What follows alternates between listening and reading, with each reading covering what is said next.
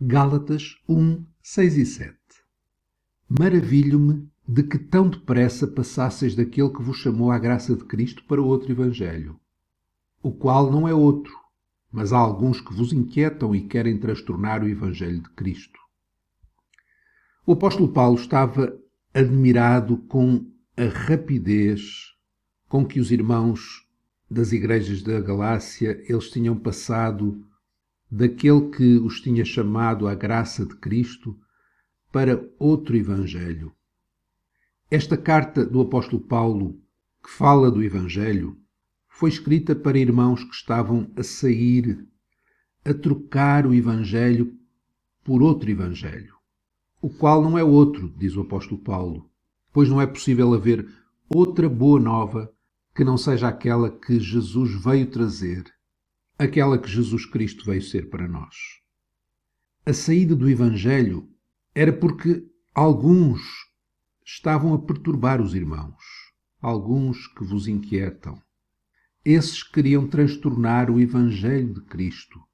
Esses estavam a perturbar os irmãos, perverter o evangelho, ou seja, ao alterar, nem que fosse ligeiramente o evangelho, estavam totalmente a arruiná-lo, a corrompê-lo. Não era mais o evangelho que Paulo lhes tinha anunciado.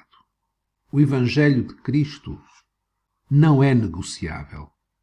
Pode haver entendimentos diferentes sobre a segunda vinda de Cristo, sobre os dons espirituais, sobre a forma como a Igreja se organiza. É compreensível que as discordâncias em relação a estes pontos faça com que duas pessoas que são verdadeiramente salvas não possam estar na mesma Igreja, por não estarem de acordo nestes pontos. Mas no que diz respeito ao Evangelho, não há qualquer possibilidade de haver diferenças entre duas pessoas.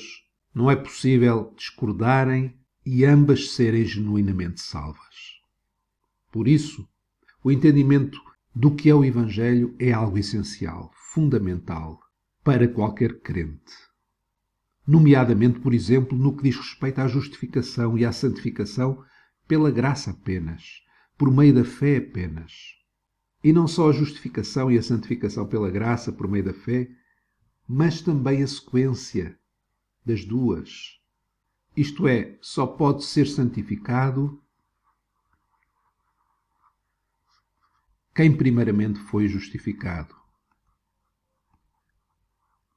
Pois a santificação nunca é o meio pelo qual somos justificados.